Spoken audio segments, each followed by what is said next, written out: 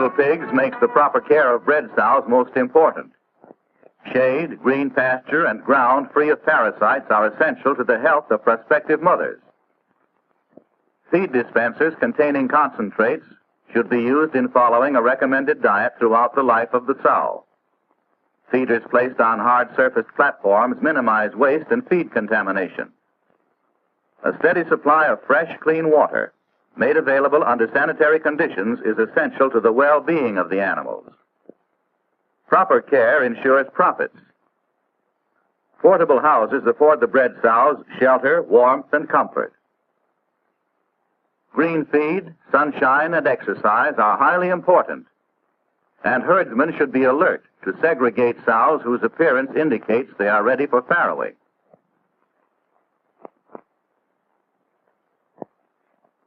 Concrete walks and runways can be easily cleaned with a hose. They provide convenience and sanitation. Concrete is becoming indispensable around the modern piggery. Of several kinds of farrowing houses, some of which are portable, this type is quite popular, housing one sow in each of two sections. Old straw or other used bedding should be removed to protect the health and help ensure the safe birth and early life of the little pigs. Proper preparation for the coming confinement requires the thorough cleaning of interiors, particularly floors and walls. Old droppings must be scraped from the floor, and other accumulations of dirt and dust completely eliminated if the highest degree of cleanliness is to be achieved.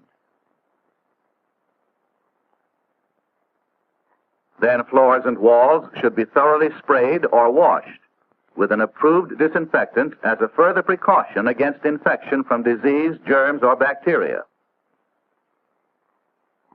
Some swine men use a strong solution of lye in boiling water with which to wash walls and floors.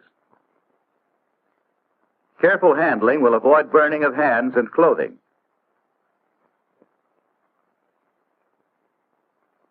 After the interior has thoroughly dried, clean, fresh bedding should be arranged for the comfort of the prospective mother and her brood.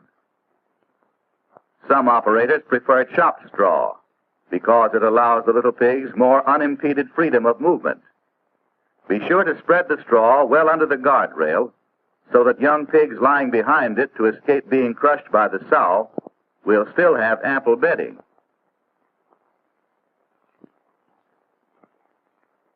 Before the sow is placed in the farrowing house, she should be thoroughly washed with soap and water to remove all dirt or foreign matter. The teats, udder, and surrounding area should be well scoured to protect the young pigs from contamination while nursing. When the sow is ready to enter the farrowing house, take plenty of time and care, guiding her gently in order to avoid any possibility of injury either to the sow or her unborn brood. A heat lamp, well shielded to prevent burning or short-circuiting, will afford the young pigs a degree of heat comparable to that of the mother's body. When all preparations are complete and the sow comes to farrow, her owner can feel secure in having used modern methods of sanitation to protect his stock investment. The sow's readiness to give birth can be usually determined by the presence of milk in her udder. Carefully, she settles down to await farrowing. Modern swine men have proved by experience that no detail of farrowing is more important than the presence of someone to receive and care for the little pigs immediately upon arrival. As each little pig appears, it is caught up by the attendant, who removes the membranous birth sac, breaking it first where it covers the snout, so the pig can get its first breath of air. Apparently, the idea of a pig in a poke had its origin with Mother Nature.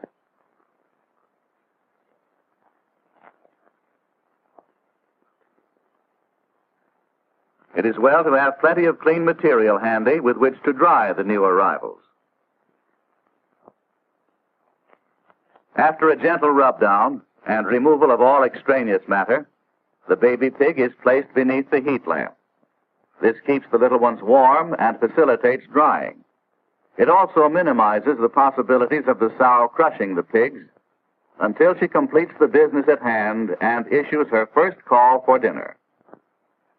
Too much stress cannot be placed upon the importance of having someone with the sow during the farrowing period. One of the attendant's most vital operations is the care of the umbilical cord through which the young has received oxygen and nourishment from the mother prior to birth. The baby pig should be placed in a position where it can be held still while a piece of string or heavy thread is used to tie off the umbilical cord before it is removed. The cord should be tied off about 1 inch from the pig's body, and about 2 inches from the tie-off, the cord should be broken. It should not be cut, but shredded off, which reduces bleeding and facilitates healing.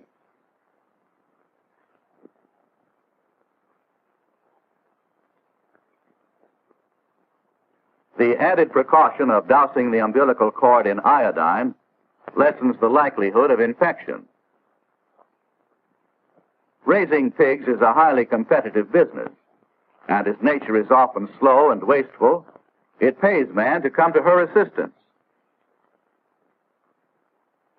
Ear notching as a means of identification may be done almost immediately, or within a few hours after farrowing, with notching clippers made for this purpose.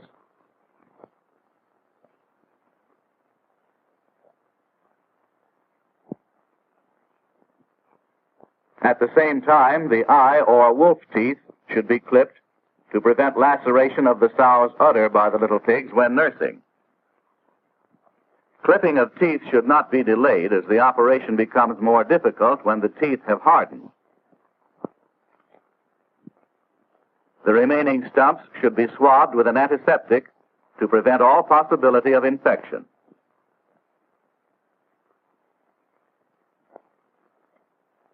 Several methods may be used to prevent anemia, one of which is to give each pig a pill containing iron and other minerals on the 3rd and 8th day after birth. A small quantity of earth in which mineral sulfates have been mixed should be placed where the pigs can root in it. This, too, prevents anemia.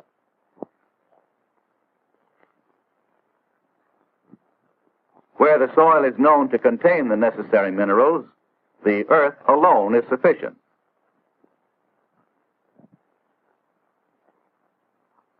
On the 3rd day after farrowing, the sow's udder may be painted several times with a solution containing water, molasses, ferrous sulfate, and copper sulfate, also to prevent anemia.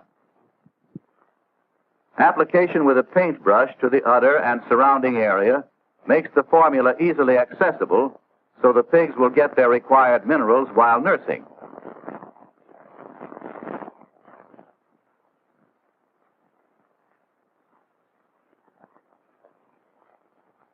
This formula is almost the same as the first, with one exception. A cup of sugar replaces one of molasses and makes the solution thinner, so that it can be squirted into the pig's mouth by using an ordinary oil can. Whichever method is used, be certain that each little pig gets the required mineral supplement. Each year, the farrowing stall becomes more popular. The raised partition protects the little pigs from crushing by the mother's body even when nursing. It gives them freedom of movement to and from the heat lamp and room for exercise. Its construction is simple, and it's easy to clean and keep clean. Should the mother sow die in farrowing, or for any other reason be taken from the little pigs, the litter may be saved by feeding liquid or dry substitutes from sanitary feed dispensers that afford them a constant supply of nourishment. Dry shavings and a heat lamp provide the motherless pigs with warmth and comfort. This subject has been presented by the Union Pacific Railroad to encourage the use of modern methods of protective care and scientific feeding employed by experienced and successful swine men. Methods which have proved it pays to provide the best possible environment and management in raising brood sows and their litters, ensuring profits by saving little pigs.